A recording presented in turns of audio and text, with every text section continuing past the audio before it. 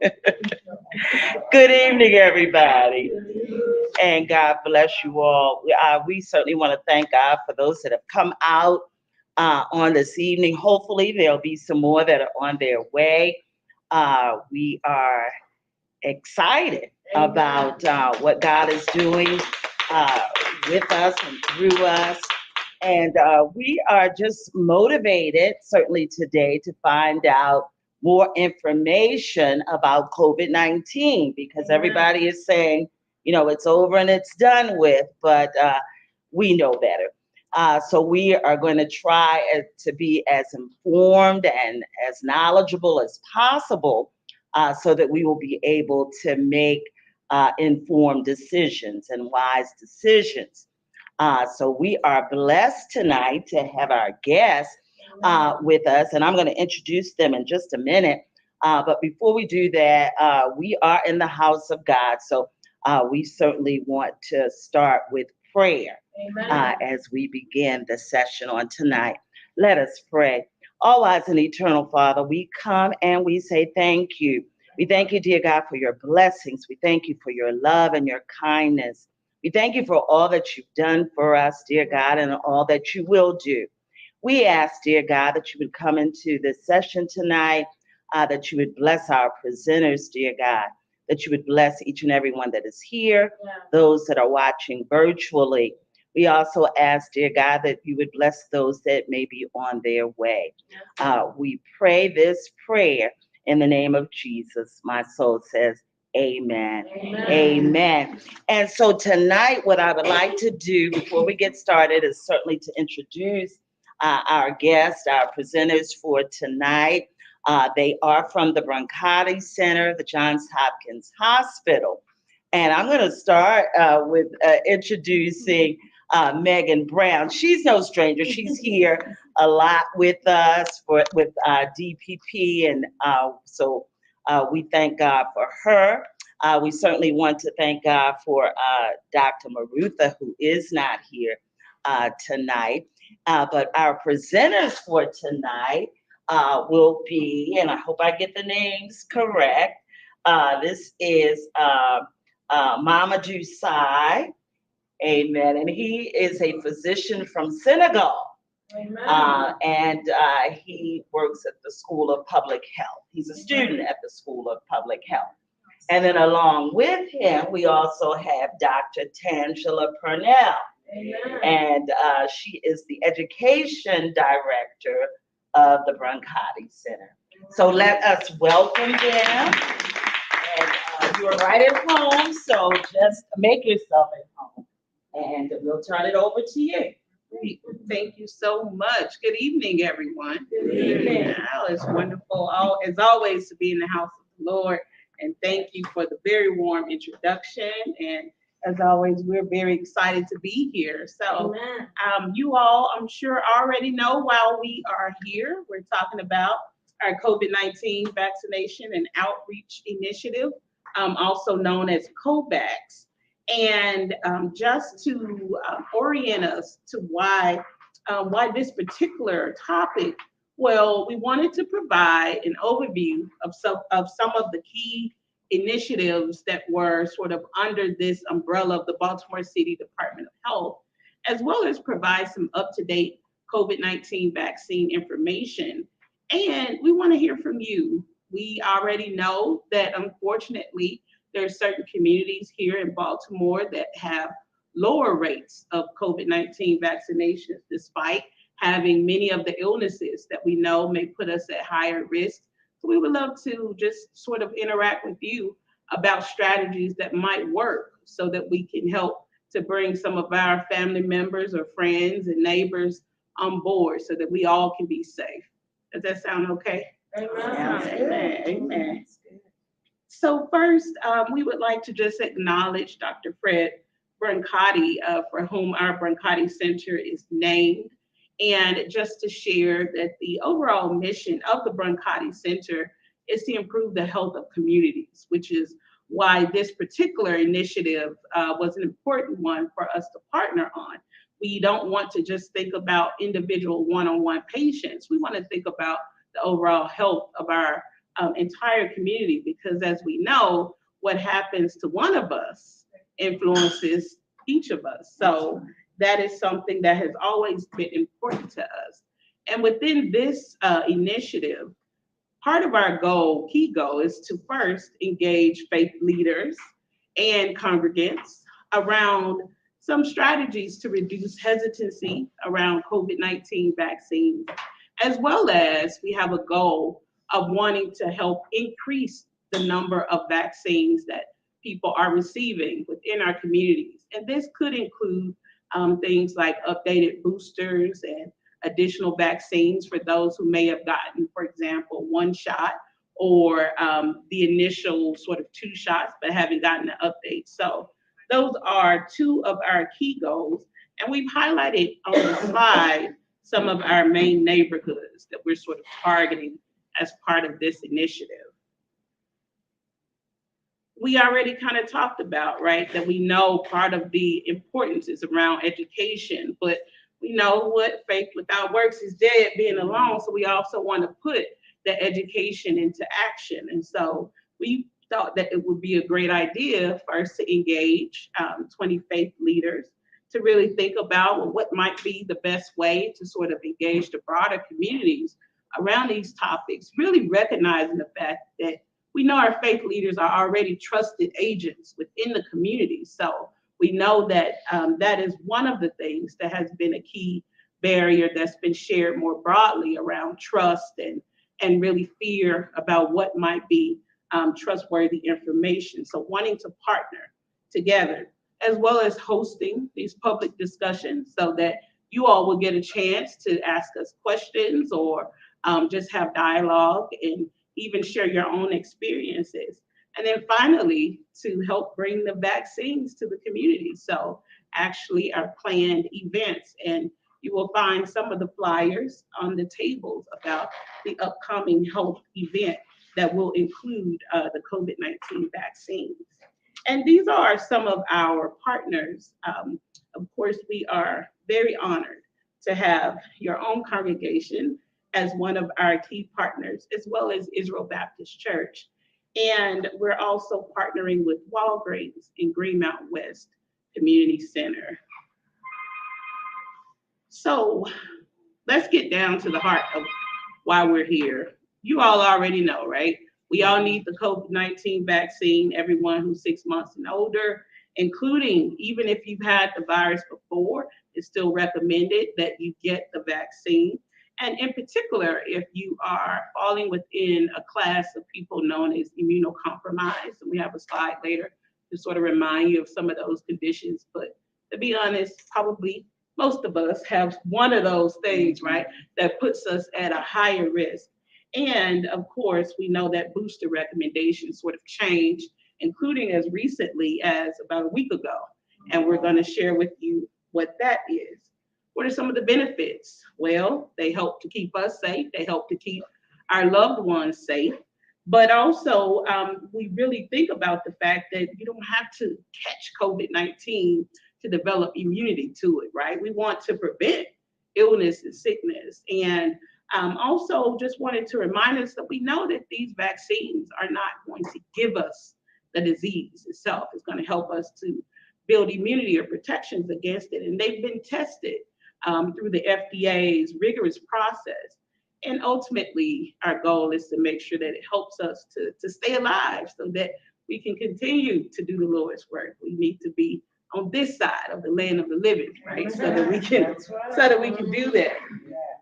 We also recognize, right, that there are some side effects that people have responded and sort of replied and said, but we know that these vary from person to person. And we're going to transition now into our discussion about, I'm going to invite you all to share, maybe one or two of you, if you don't mind, about your own experiences. But some of the reported side effects have included pain or swelling or redness around the injection site, or maybe tiredness or headaches or muscle aches. But for many people, those have, gone away within a couple of days or less. Some people said that they didn't even feel anything afterwards. So we know that that certainly varies from person to person. And with that in mind, as I promised, we wanted to invite a couple of you to share, if you don't mind. What has been your own sort of COVID-19 vaccine experience? So, for example, what motivated you to get the vaccine? And what happened afterwards? Did you have major side effects? Did they disappear? What happened? Oh, I see one. Look, yes, you, yes, yes, yes. Well, it was two reasons. One, Hopkins made us get it. Because you like your job, you like to be gainfully employed. And two was my mom was in the nursing home, and I got vaccinated just because I go to the visit her. So that was one of the reasons. Another reason why I got started getting the booster shot, because I wanted to make sure that I was protected as I go into the nursing homes and around her and everything. So that was the other reason. Absolutely. And did you experience any side effects? No, I didn't. Oh, see, yeah, there were some people who said that they did not experience anything at all. Anyone? Thank you for sharing your story. Anyone else willing? I'm sure that. Sure. Thank you. I haven't made it. So what were some of the side effects? I think it was the second booster. I think I've had two boosters. So I think it was the second booster that was the worst for me. I remember that day that they offered to try to do, who did we get, the flu and the booster at the same day? And I was getting ready to do it. And some said, no, just get the COVID. Okay. I was down for 2 weeks. Oh my goodness. I mean, and I think my immune system is very compromised sometimes. It's like any wind blow, I feel a little bit sick now. But the first booster didn't give me that effect. So I don't know if I was already kind of a little bit under the weather when I took it, but I got the fever, I got the chill, I felt like I had COVID. Okay. Because I did go through a very bad experience in COVID in March of 20 when it first. Hit. I got it in October. It came out in like March, but I got it in October. It was hospitalized. Wow. So I felt it really scared me, because I'm saying here I went to get the second booster, and I'm down. Yeah. And it took me down, and I don't know if I was sick in the beginning. I don't know, but I was really. The feet, and I thought it would pass over in like a day, at least 2 or 3 days. But for me, I would say it lasted over a week. Okay, yeah. Because I went into the next week, and I still didn't feel quite like myself. And then you eventually kind of started bouncing back. Well, people giving you tips on what to do. One of the tips that I felt like that brought me around, my daughter bought me some elderberry tea. I've heard some people mention that elderberry tea, and she said, and I don't know if it was that, but I started kind of vitamin myself up, and the elderberry tea, rest, and lots of water, and it eventually passed, but it was worse than the flu shot. Yeah. It was pretty bad. I was about to say, when you just mentioned worse than the flu shot, what's interesting is that there are people who sort of say that they had similar symptoms after the flu vaccines, right? But still like go back and keep getting it year after year, right? I had stopped getting the flu vaccine because of that same thing. I didn't take a flu vaccine probably for 10 years. And I've heard some people say that, and they say until I got sick, and then I remembered, no, let me go back and get these vaccines. Yeah. Yeah. Not that I'm afraid of it, but I think it's just me. I'm kind of a whip when it comes to a little sickness anyway. No, that's real. I fall right into it. Yeah, that's real. It's coming by, I'm catching it, I'm going down. Exactly, which is why. And that's why we invite, everyone to share their own experiences, because on one hand, we just heard no real side effects. On another hand, we heard side effects, but I'm still here, right? I bounced back. So that, again, reminds us that the experience may vary and you can fall anywhere in between. But it doesn't necessarily mean that, oh, well, I'm completely different from everyone else's experiences, because now you see, right?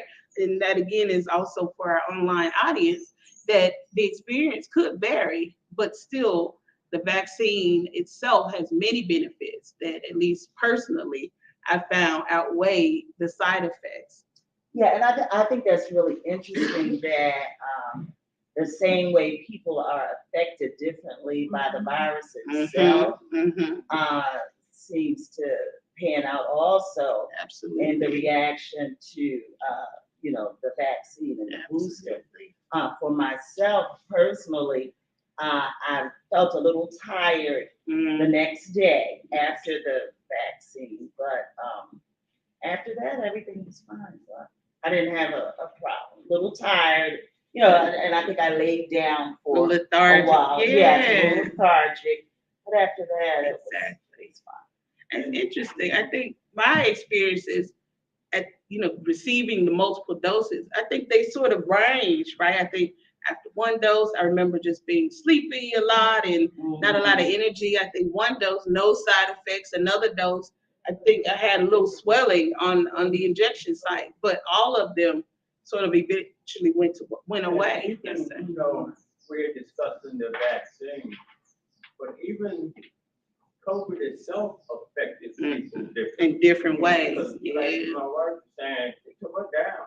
I mean, the first time around, she stopped 30 days. Oh my goodness. And I never got But that was with COVID. With COVID, and then when the following year I did catch it, we had it at the same time, we tested positive anyhow. And I never was sick. And we've heard that too. You're right. Like, some people had no symptoms, and others are no longer here with us. Right. What got to me too is that when I did get sick with COVID, when it first came out, October 20, and then I caught it again, I was like, I didn't get as sick, but I'm still sick. You were still sick, yeah. And my husband said we both at the same time. I was down again, but not as bad as when I was hospitalized the first time. Exactly. So but it kind of threw me that here now. Did I have the booster when I got the second COVID? I had the booster, the first booster. Oh, the first, but not the bivalent. Yeah. Booster. Okay. Yeah. And then they said it was the new booster that came out covers like the Omicron variant and other and something variants. else. Yes. And we know, and I'm gonna pass the mic, but we know that there are multiple variants, different strains sort of came out even after some of the vaccines that we were given the first time. And so they were still working to try and catch up because viruses mutate, right? And so I don't think that we'll probably ever see a vaccine that will be 100% effective. But we know that as the technology and the science and the medicine continues to try and catch up, then it'll try to cover as many of the variants that are available at that time that they're making it. But new mutations, new variants may continue to come out, which is why we don't always have it. Anticipate new variants is still coming forward. I think so, likely, similar to the flu, right?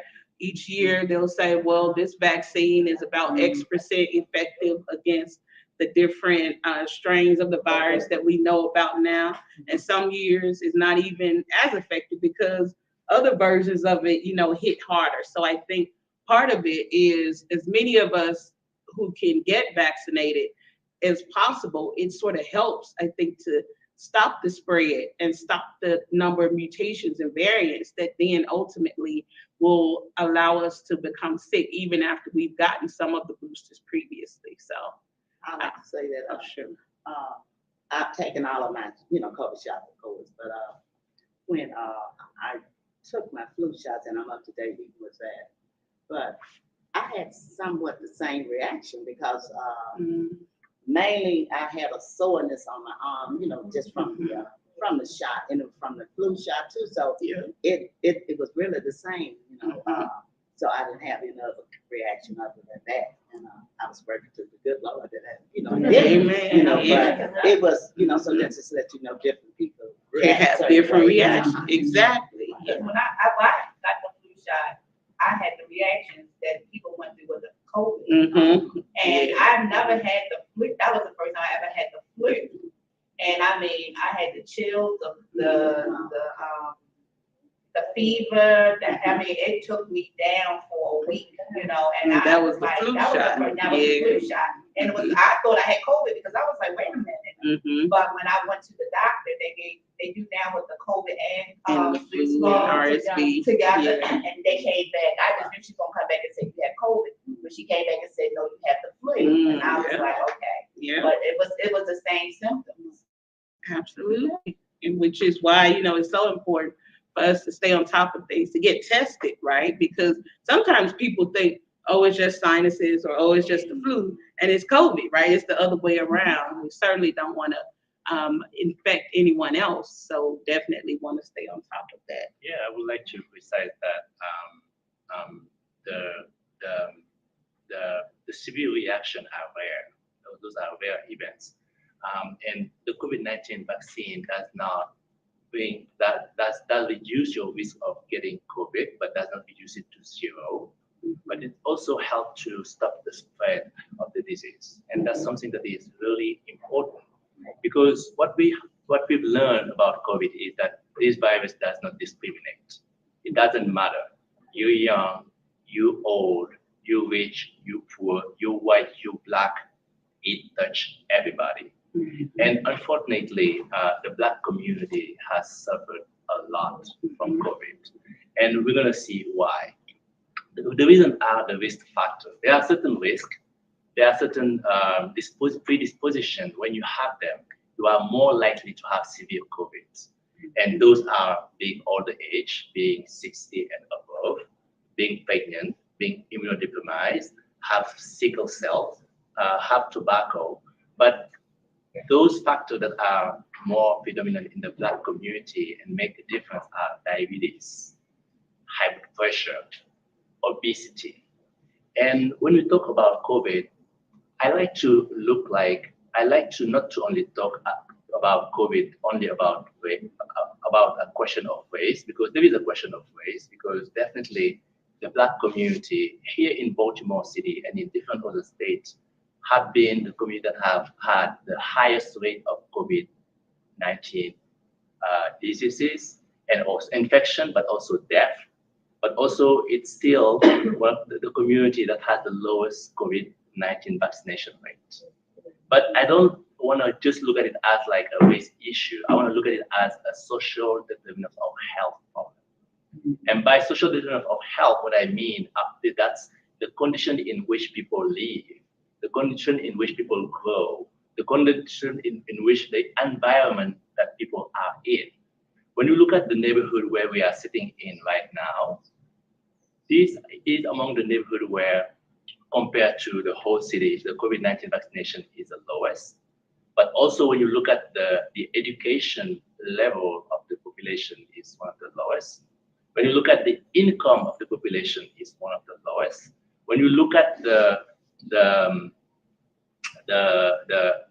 health insurance coverage is also the lowest.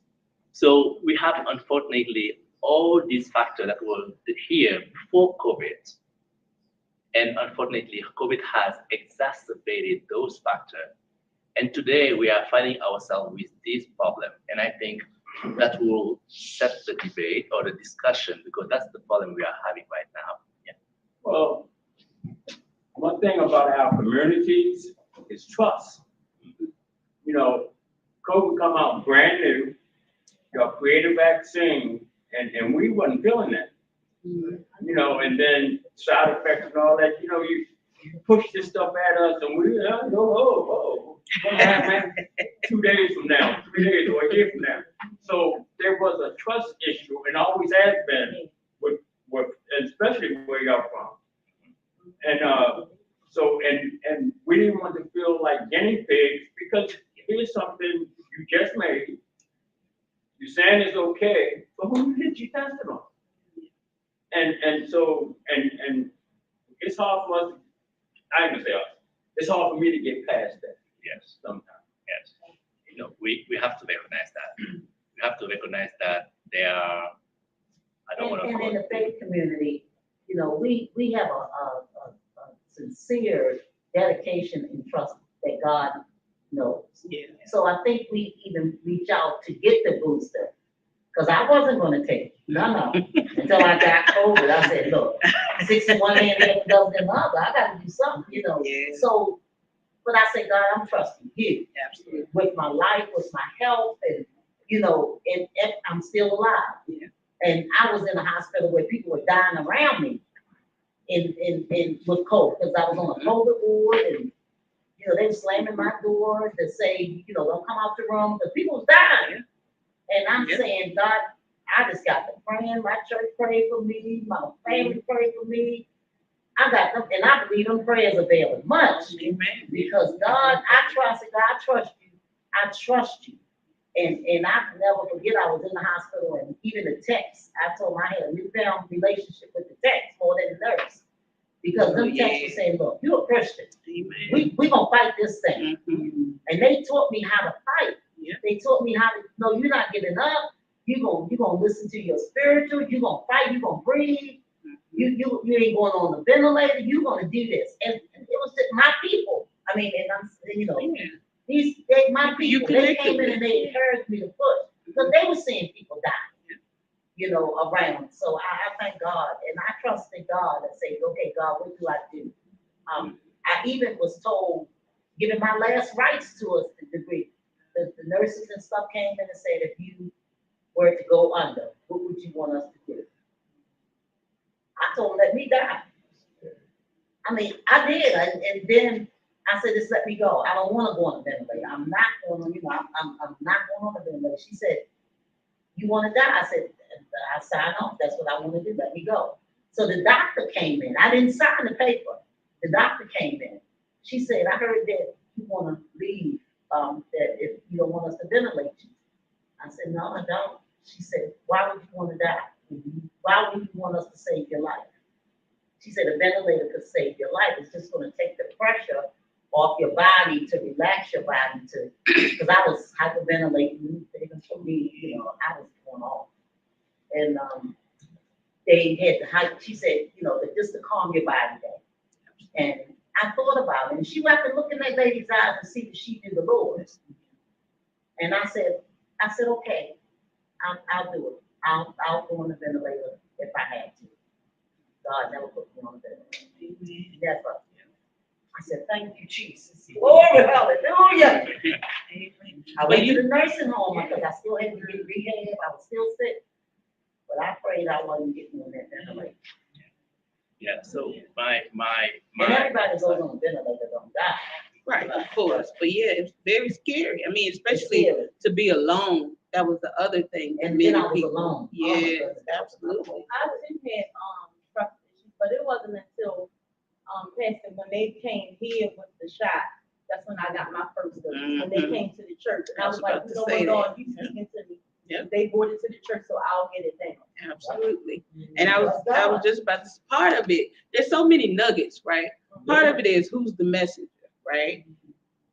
I love the piece about your story when you shared that the doctor came in and talked to you to ask you about your own preferences, why you were feeling a certain way, and just having a conversation with you about exactly what it meant, and how you shared that there was something in the doctor's eyes that felt at least trustworthy enough to you, that she cared, and that caused you to sort of at least accept that the information, right, that was being presented might not be something that would be harmful to you, right?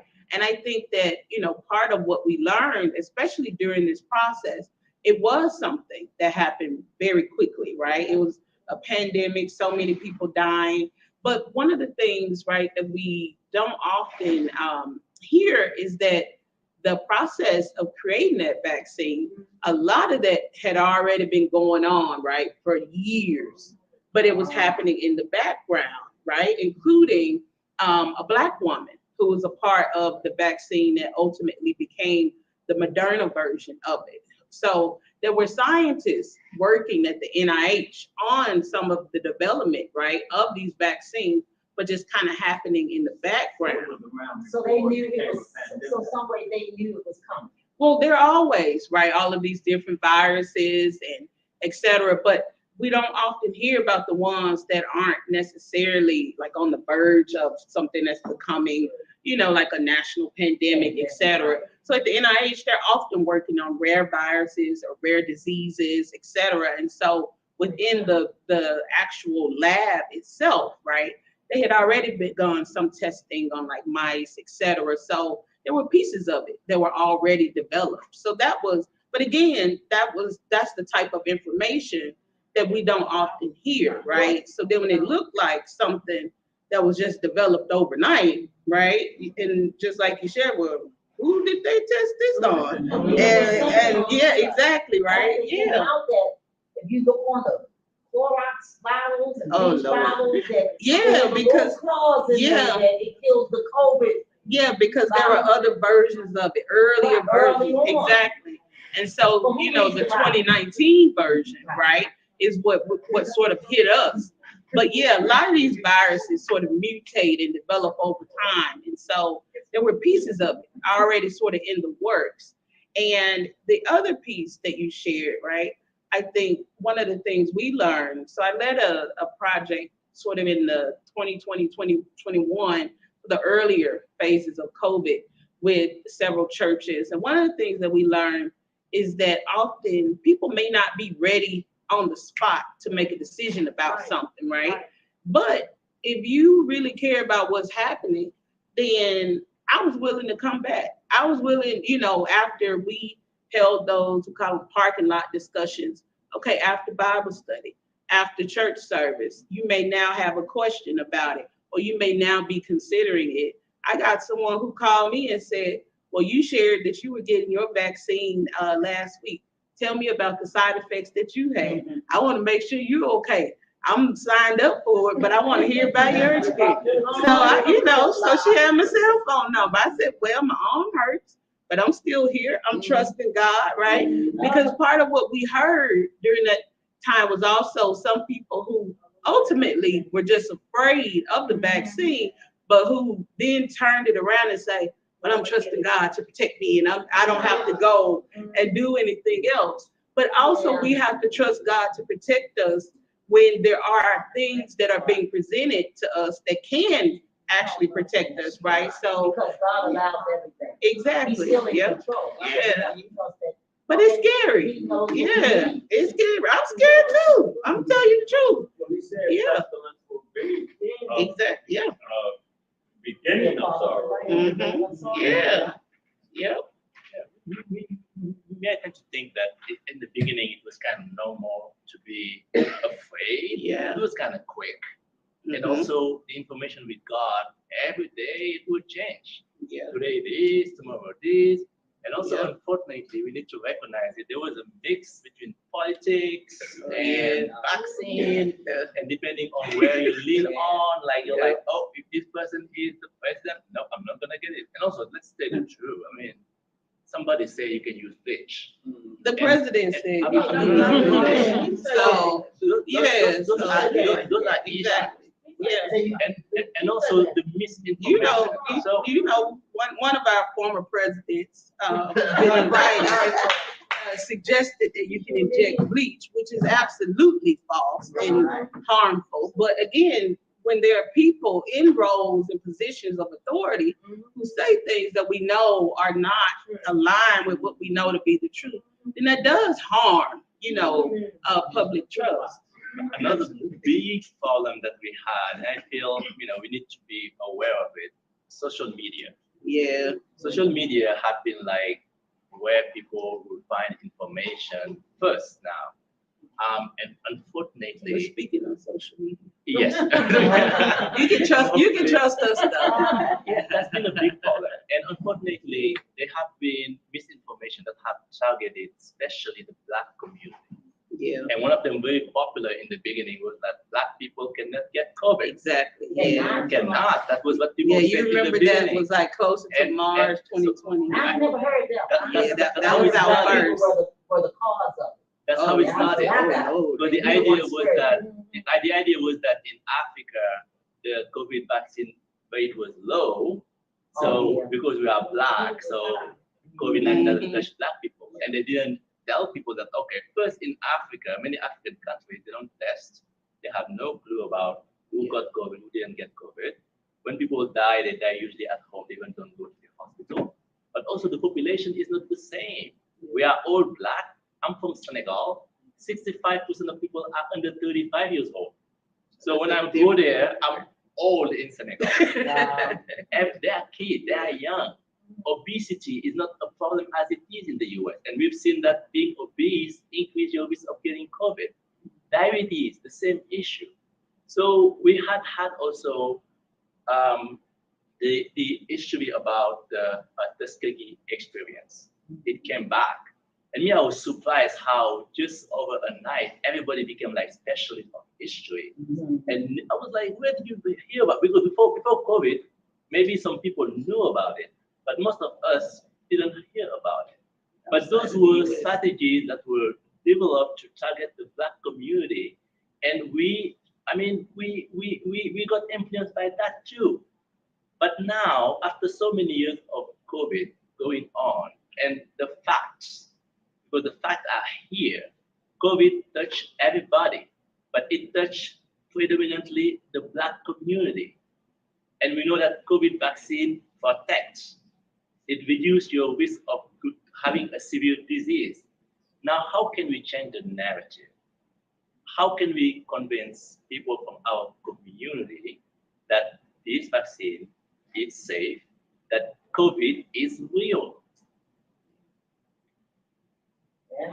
Yeah. I think we preach it to the choir. They don't realize until in the home. Yeah. That's when they realize that this is true. It's like until it's right there in their face and they hit home, and then they want to do something. But as long as they feel like it ain't around them or it ain't happening to me, then they good. You know. And that's with a lot of things, right? Like a lot of things, people go, oh, it's possible, but it's not gonna hit me, right? Until it does, like you said, or hit someone close to home. Yeah. Yeah, and I always like to share with young people like me who feel You strong, think you're invincible. who feel they are invincible, but they transmit the disease. Yeah. But some people still not So now- vaccinated to this day. Exactly. Yeah. That's why. So now that, would you say a majority of the population is vaccinated?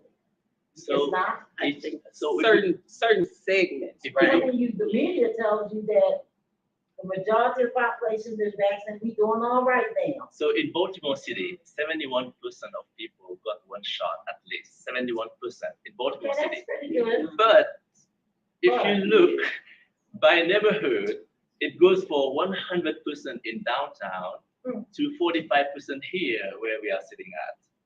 So That's why we say don't it's look like at the big pockets. number and say yourself, oh, So we're I'm gonna go safe. downtown and hang out. So depending. Maybe hang out down there. But then you can't come back to church. So, That's what we need to move downtown. and we'll show you a map where you Yeah. see the number and you see like how like it's where we have Well, the, I say this, because I had said this one time. I said, our church, but we hug, we kiss, and we love, we close, we gather. I said, every time I go to one of these funerals or we love get sick. funerals, we love being together. I get sick. Yeah. So somebody's spreading it somewhere. Yeah. And think, And but think back to the I kinda early. cracked that a little bit. Yeah, but think back to the early days, right, before we had the vaccine. Think about how many pastors died, how many congregation members died, and they can point back to everybody attended a funeral or a particular service, right? So you know, as an epidemiologist, we do know that when we don't have like a critical mass of people vaccinated, it puts all of us, right, And we at a don't higher know risk. who's vaccinated. Exactly. We You don't don't know. know. We don't know who's Yeah. vaccinated. That's You why don't know. sometimes, you have to say, maybe I think I'm gonna put on my mask today. Yeah, sometimes we gotta pray for wisdom and guidance, and sometimes our spirit lets us know. Yeah, yeah, you do. Yeah, I put my mask on. Yep. Or it's just too many people coming in, I put my mask on. Exactly. Because I don't know these people. I don't know whether they vaccinated, No. and they can tell you the job has to be, but I don't even know if it was mandatory for my job. But I still try to take Yeah, a you call. don't know. Yeah, exactly. Sure. So, what type of vaccines you all giving on the sick? So, I know. yeah. So the COVID-19 is certainly one. Yeah, I understand that, but I mean, Oh, okay. I think what I'm asking is it flour or both? Would you? Oh, I think Walgreens has both, right? I don't know what they're bringing, but I can find out. Mm-hmm. I mean, if that's all you've been taking, because that's all I had. Oh, yeah, like Pfizer or Moderna. Yeah, yeah. Yeah, because Walgreens is our partner on this, and they have both available. And so Megan will confirm for us that both will be there. So if you only had one booster, you still need more boosters?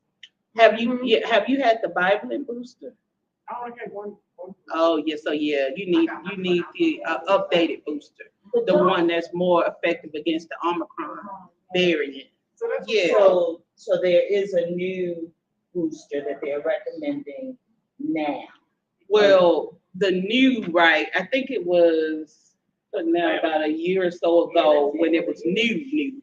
And then, but what's new is the guidance. So what came out, which you can see on the screen on the 19th of this month, is that the CDC has updated its own guidelines and now allows older adults and immunocompromised adults to get even a second dose of the bivalent. Now, I don't think it's yet a requirement, right? But it is now sort of allowed. You remember at one point they said, well, if you only need to get one dose of the bivalent, the updated one.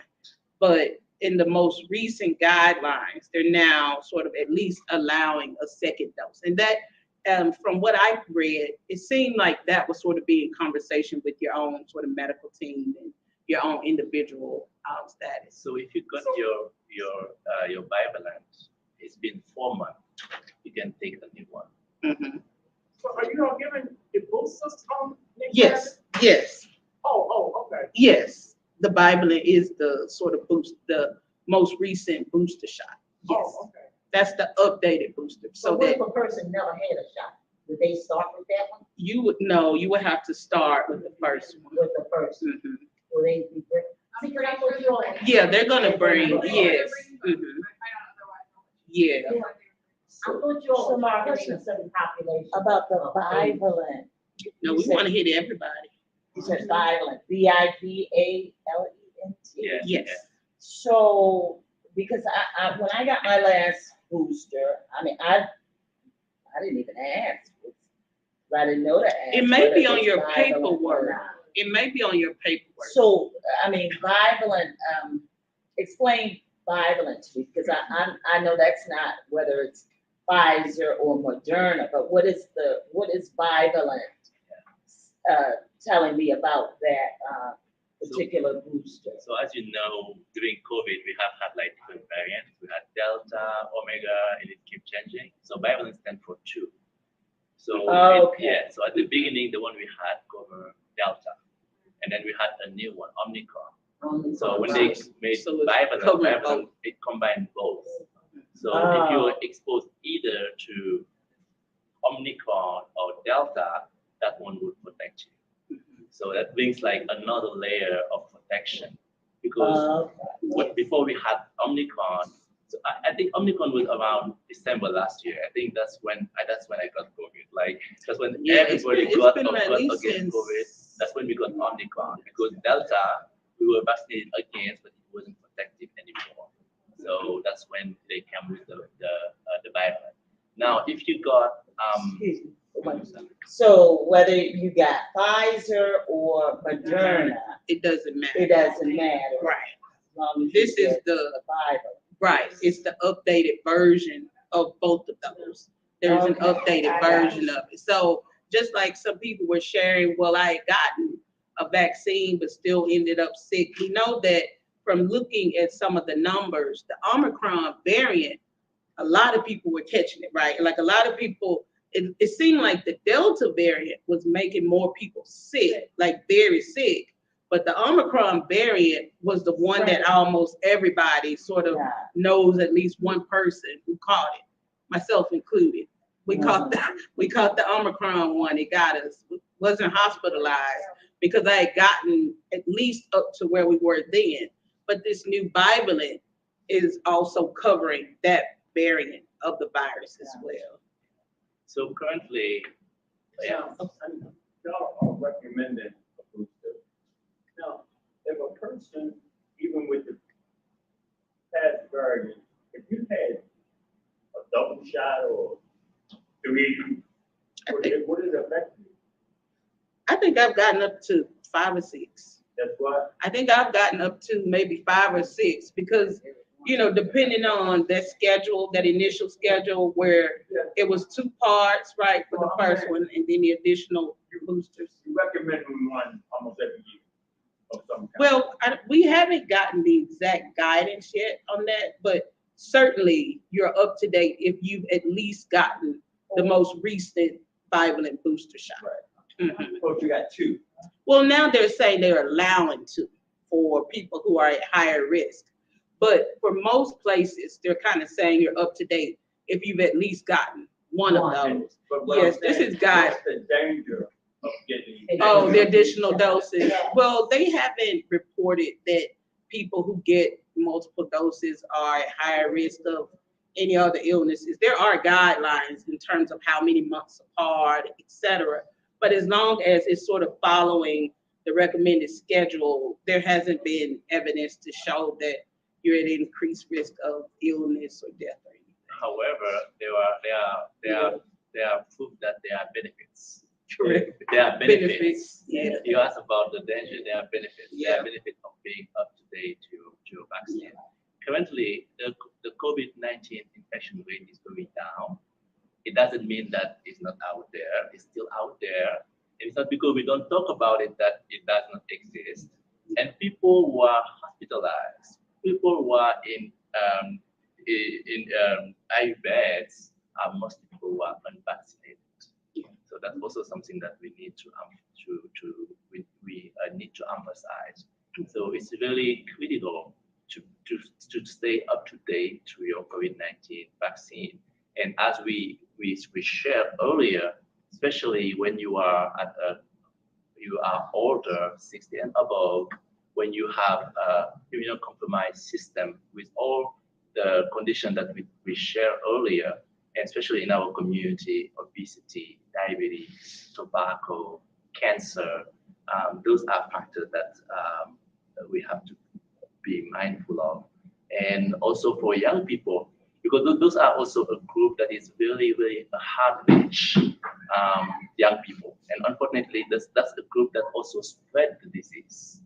So I don't know, what are the way you think we can reach those people? How can we better sensitize the young people for them to get vaccinated, to protect themselves, but also to protect their loved ones?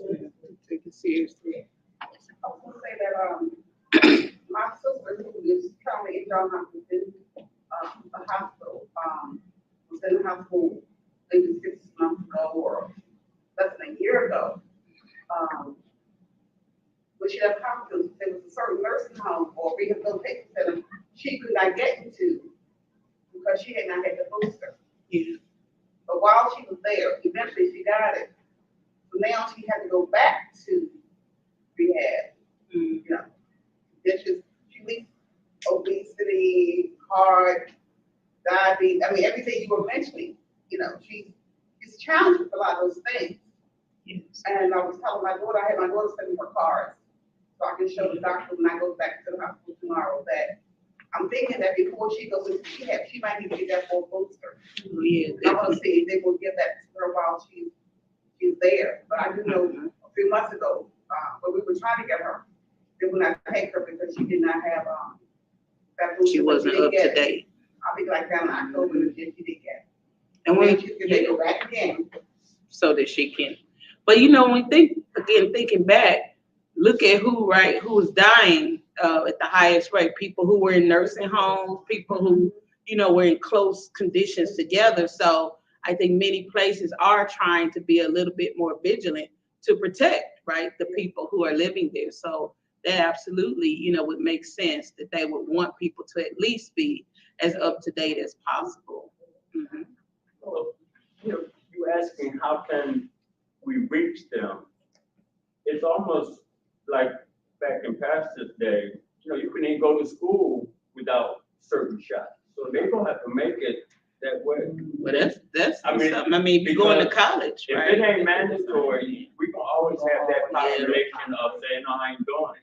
Yeah. But if I can't go to work, go to school, or go here or there without it, And then they will get it. I mean, we can go to school, they chicken pox, smallpox, My and all that sister, stuff. to come tonight. I invite my sister to come tonight because she's someone Yeah. And I told her, I said, you need to come and hear this update on COVID. She was like, no, I'm good. Yeah. But You you know, have But asthma. I, Yeah. but you just told me 5 minutes ago that you had to take yourself to the hospital yesterday because your asthma was acting up. Exactly. And then, you say, so I mean, it's, I don't know, that was Yeah. hard. I mean, I don't know. I offered it to her and I'm like, I said, you can't make them.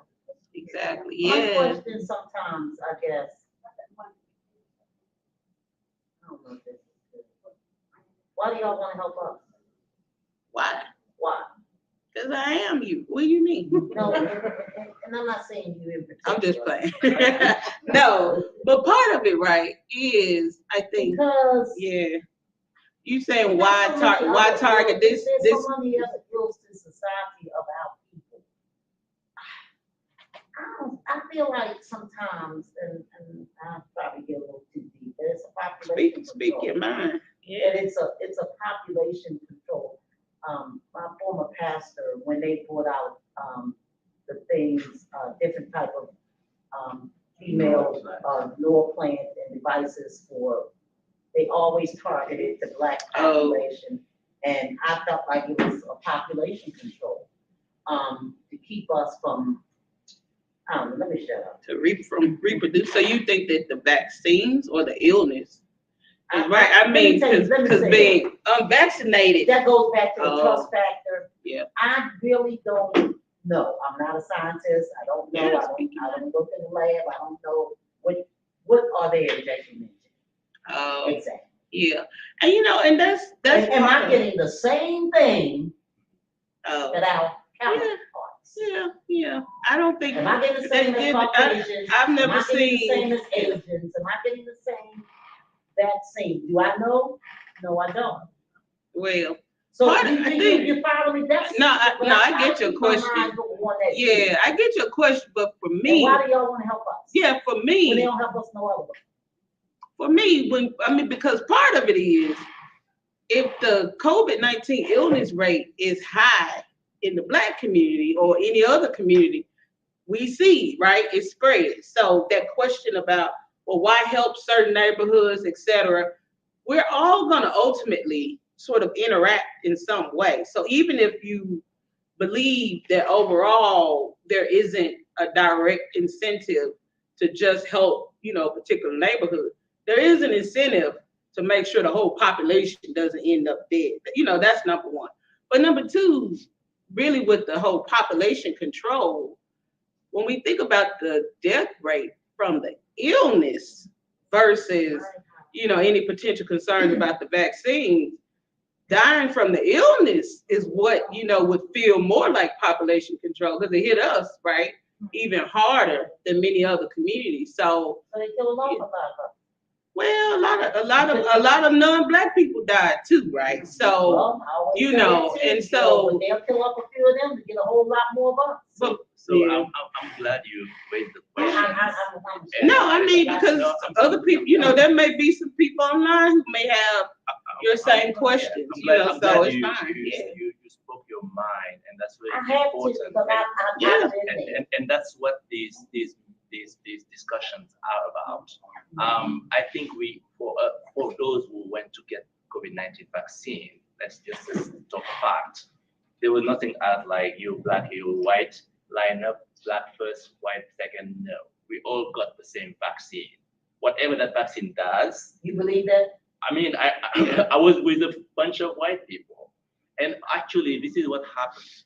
When the vaccine came out, there were several issues related to the distribution. I was living in DC, and if you were living in DC and you went going to get the vaccine. So at first you have to be a health professional, and then you have to be a certain age and stuff like that. But when they started opening it up to the whole population, you had to go online to register to get the vaccine. But how many people in the Black community, because again, I say Black community, but listen here, and I like to say it that way, social determinants of health. How many people in our community have access to internet? How many people in our community work at home? When they say stay at home, how many of us stayed at home? Many of us had to work. I was working at a grocery store. When I was working at the grocery store, people will come and say, "Oh my God, like we're so thank you for being here." I was like, "Don't thank me. I'm not happy to be here. If I don't come to work, I don't pay my bills." Yes, That's the reality. When they were like at 9 p.m., they would be open slots. I had no slot because I had to sit down at my desk and do my work. If not, I won't get paid. And I'm just one of 100,000 of Black people who, because of several issues related to who we are in this country, cannot have access, although they said it's open to everybody. So that's the issue. Why do we find ourselves in this situation where in the Black community, we have the lowest, the highest rate and the lowest COVID-19 vaccine?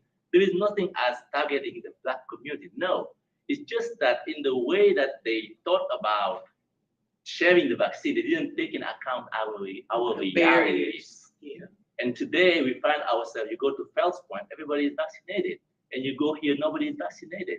Not nobody, but the COVID-19 vaccination is low. Now, how can we rectify things? Because this virus is killing us. That's the reality. And we have to, I feel there are certain ideas we could have at the beginning, and I think it's normal based on who we are, our history in this country, to have doubts. But my dear, all of us, we know somebody that has died from this vaccine. So at some point we have to stop from the illness. I mean, we have to speak the truth to ourselves. We cannot, because like a singer came out and said, "Oh, my brother told me that his friend got the vaccine and died from it." And then I would believe that person, while the same person I go at the church with died from COVID and I saw it. At some point, we have to ask ourselves these questions. Do we want to stay? I mean, it's normal. It's normal to have doubts. And there are things that have been done. There are things that have been done by Hopkins. That's true. I work for Hopkins. But that's true. That's the reality. But because of that, should I say myself, I'm not going to take these, although this will protect me? No. Well, that's what we're saying. We because of our faith and God, we just, you just believe God will protect you. God is still in control. So that's why we went on. We do it. Yep. We do it. Past the social media, past what people are saying. And I said, I believe a lot of times we get it because we gather a lot, especially in the Black community, the Black church. So I trust that we're gonna trust God and do this. I trust. And I mean, it's gonna come out in the wash, whatever way. So, I think the other good thing with this is we actually see actual people who look like us who were involved in the creation of the vaccine. See, we didn't. That's the other thing. So vital, 'cause I never heard that. And she's young, young Black woman, Y'all heard that? and went to University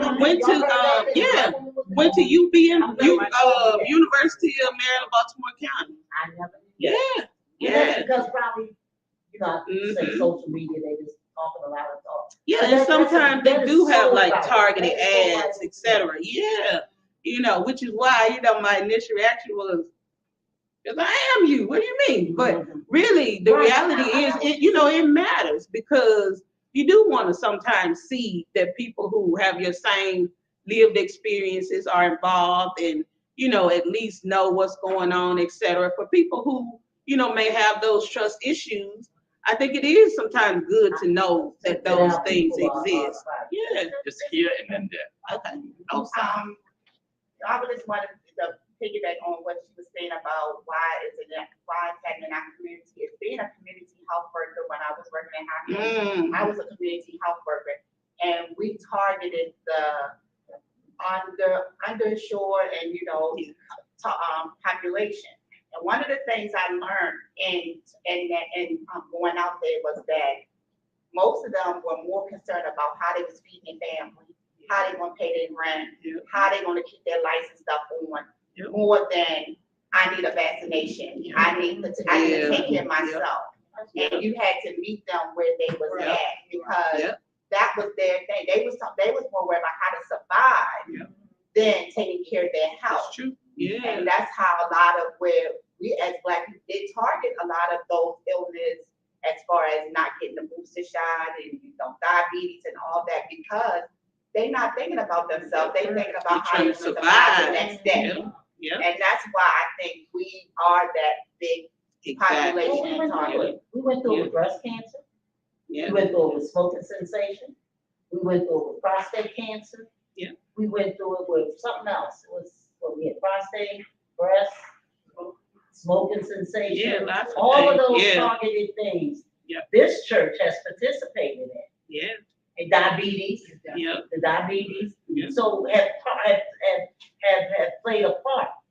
And what I was sharing with my husband yesterday is that even out of the one that I participated in was through my former pastor was the prostate. Some people did get service because they would have never probably gone when the thought if about they had not if they had not brought the program to us. I think it was maybe like 2 or 3 guys that went and prostate was detected and they got service and they allowed today. So and the rates are so high among Black men. So high among Black men, not getting the services are free. So the services are free. You got there, but if they may not know about it or don't think that it'll impact you. And we had to find all kinds of gimmicks to get them to get a prostate exam at the church. Oh, I know. I can imagine. Well, I don't know from personal experience, but I understand. For men, when you talking about a male population, to the church, but we had to set up. I mean, it was. It happened. I got a whole husband, so I know. Yes, sir. To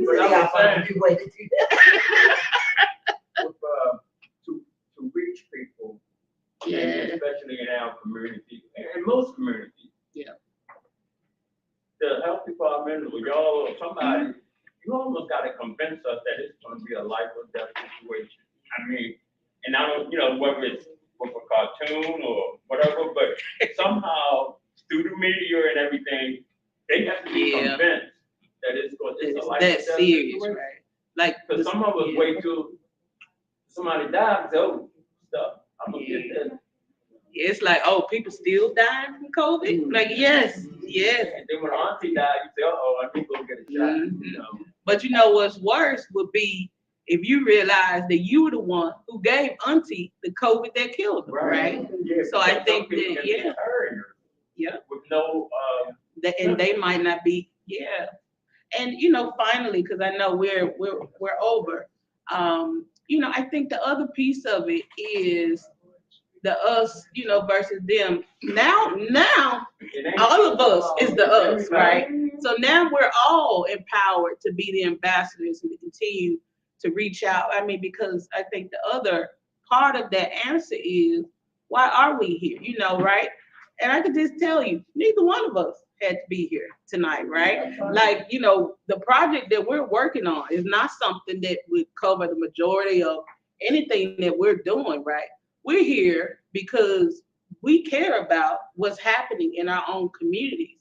And, we try to stay as up to date and on top of the knowledge because we know it's also important that we are able to be visible, right? As people with some shared experiences, as people who may have had similar trust issues or concerns, et cetera, to be able to say, well, this is how I overcame it. But I think that that's also what's important, that each of us in the room realize and online realize that we're now all ambassadors, right? So now we're the us versus the them. And we have to collectively think about, how we're gonna bring more people into the fold to protect all of us. I was gonna say, you know how the people be outside throwing them, giving away them mobile phones? You gonna have to dispatch on Yeah. corners and say, here, here's a $10, $20 gift card. Voucher. We need you to get vaccinated, or here's something, like some incentive to get them to, That's the thing. get about vaccinated. Dawn, and I agree with you, because we did all of that. Yeah, We for did the breast people. cancer, prostate, we gave them something, or John Hopkins, provided something that we could, tangible, that we could give them, and we gave out gift cards and food and all that stuff.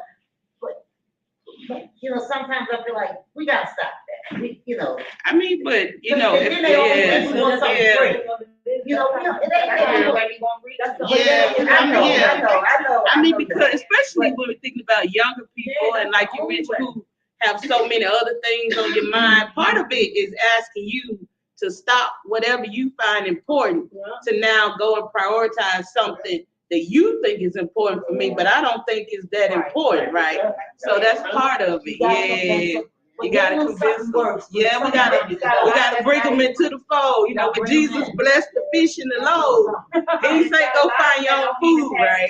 They Exactly. don't even have the choice to go to the doctor to even get that. So they're not gonna come out of pocket to pay for that. Exactly. Yeah. So they use the emergency room as their primary care. Yeah, some people do. Some people take the paperwork. I gotta fill out all this paperwork. Oh yeah, that's true. Yep. And I think too, the proof is in the pudding.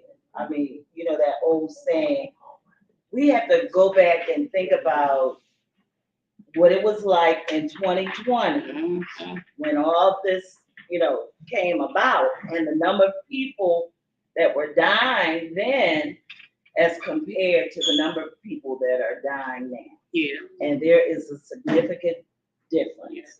It's much lower. It didn't just go away. So we have to look at it like, well, apparently the vaccine is working because it's saving lives. Absolutely. And, that's the bottom line. It's working.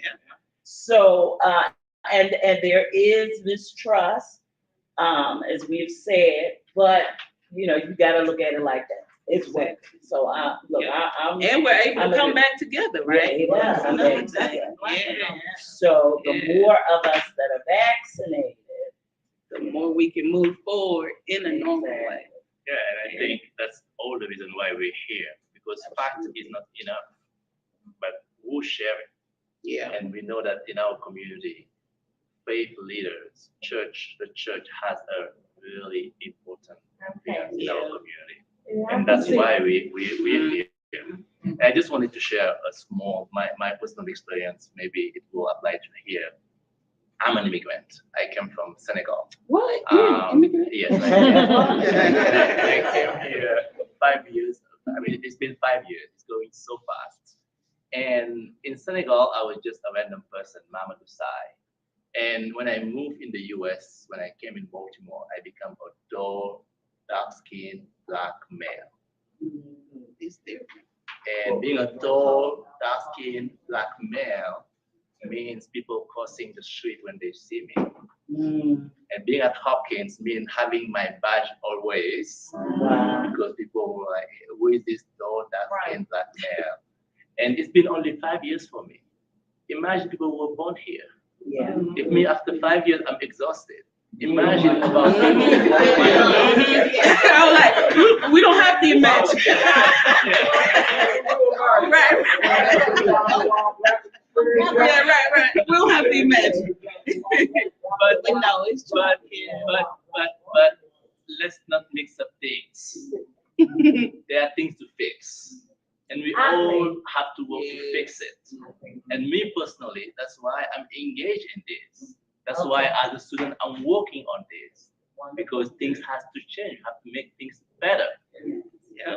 And we can continue to do this work for more equity, for reparation, for recognition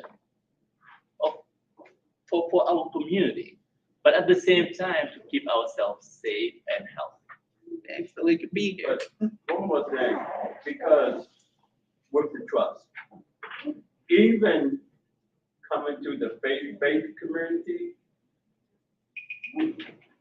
we looking real straight at that too. Say, Yeah. oh, so now they know where to get us at. You know, Now they come they beside convince- churches. They convince the pastor. And shoot, we just gonna fall right in line. Yeah. But a lot of the congregation looking at that too. Say, well, you know, why they always coming to the church? The people that need help off the street. You know, and so we, you know, but we, you know, I'm not. Oh Lord, you about to kill sister over here. What did you do? You were the, well, you didn't catch. Oh, by going to the street like No, it evangelist. was something else. Oh, But, let me be quiet on this I camera. appreciate y'all, and I really do.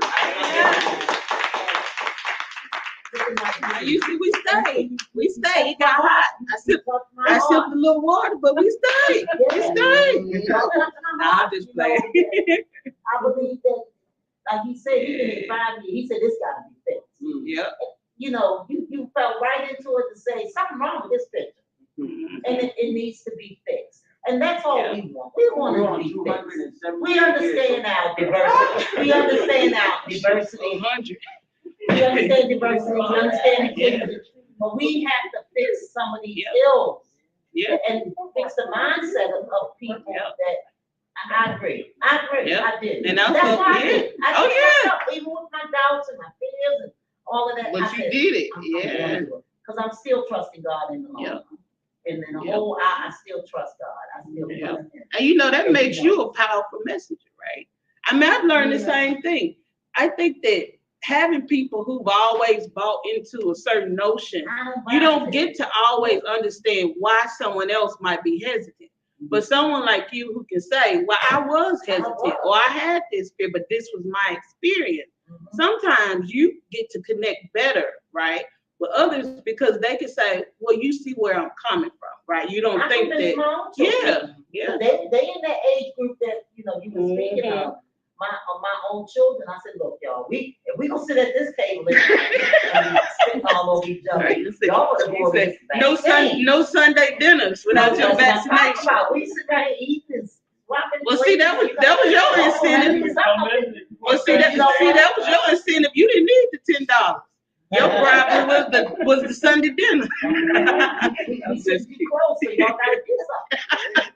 That's real. Well, I think that but we don't, you know, we can't, you know, can I tell the church yet? Yeah, we can tell them that too. Look, we love y'all, we want y'all in the church, but you can just get vaccinated, please. Yeah. So we can be hugging and kissing again. Yeah. And we keep working, right? Yeah, we have a room full of brilliant people, brilliant minds. And that's what it's gonna take. Each of us thinking about, you know, we might reach one group one way, reach a different target a different way, right? And we all come together and work together. You know, we one body, right? So we gotta be healthy. We're in a position now, to me, I get tickled. You go on your job, some people with masks, some people without. Yeah. Come into church, some people wearing masks, some people not. Yeah. You know, so some people still, I'm bumping arms, I ain't touching and agreeing, I ain't kissing and hugging. Yeah, it's true. They ain't doing it, you know, and they still got fears. It's personal experience. A question about May 6th. Yeah, my question is, because I think the last time we met, we talked about how the peak season of the flu season is the fall and the winter, the peak season of RSV is the fall. So now, if we are going to take the latest booster May 6th, will it last and cover us through the peak season of COVID? Because I'm assuming that's around the same time. For COVID-19. Yeah, this is the latest version that we have available. So as of right now, there hasn't been any announcements of, well, in the fall, there will be a different version or a different booster, et cetera. So, but I mean, will it cover us through the rest of this year and into next year, or will we hope say so, 6 months, maybe December, we'll have to get another one because we're getting it early? Well, it's not really, it's actually a little behind the curve, right? Because the Bible that was released a little while ago. So this is sort of catching up to where we should be right now, right? So that's sort of with the Bible, it's not really like a brand new version.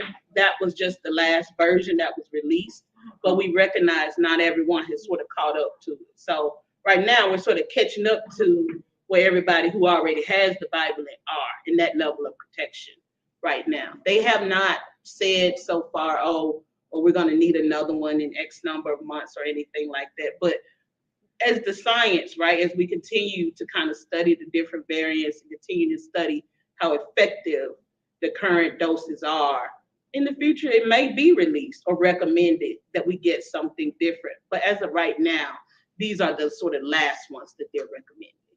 I was trying to. I had to go back and find out if we had the Bible. When was the last booster created? What's the date on it? That's why I couldn't remember. Around November. Yeah, I feel like, but I think it was 2021. I think I got the last. Yeah, I think it was 2021. In September 21. I got Oh, one in 2020. oh, which year? I don't know. We're trying to remember off the top of our I heads. think Yeah. if you just, if it's been 4 months that you got your last vaccine, you need a new one. Mhm. Well, yeah, 'cause I got It was mine. October. Okay. Yeah, I can't. Yeah, I feel like everything's a blur. Or longer. Yeah. You need Yeah. a new one. Yeah, So, if you are yeah. 60 and above, you got Yep. a vaccine, no matter which one it was. Yeah. Okay, 4 months ago, you need Yeah. a new I one. got my last. Because of the new guide, the Yeah. most recent guideline. At first, it was if you get the one bivalent, you were up to date. But then just last week is when they said that now you can get a second dose of bivalent. I carry my COVID vaccine card in my wallet. It's part of my phone. Okay. My last dose was 10/26/22. Okay, so 22. So. Yeah, that's what I said. We try to remember off the top of our heads. I So don't that's remember. what I think Pastor is saying, like, now it's spring. I mean, it's like, what, we're in April. Yeah. Will we need another dose by December or late fall? Yeah, as of right now, as of right now, there Or we has, still getting yeah. this birth? Yeah, we're just kind of catching up right Catching up now. with this one right here? Exactly, yeah. Oh. That's what we're mostly just catching up right now. That's been the last guidance. And we don't really know yet whether they will eventually say that this is something recommended annually, et cetera. We're not there yet, but we definitely know that they want everyone to have this bivalent version of it. And I really wish that we had this type of initiative earlier. I feel Exactly. the discussion we have had has been so rich. And I think we also want to be mindful of our time. I just Yeah, want we're gonna hand it back to the pastor. To you, Pastor. Yeah. All right, well. I'm not-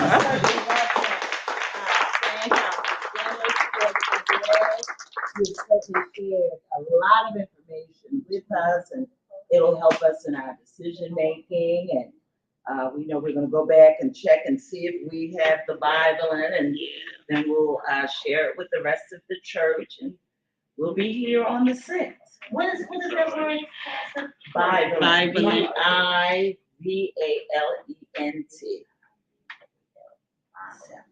Thank you for Thank your you. very robust interaction. I love it. I hate presenting to a quiet audience. So we thank you all for participating with us. And Come and visit us on a Sunday. Absolutely. We'll plan to do that. I have to get leave from my own pastor Oh. to let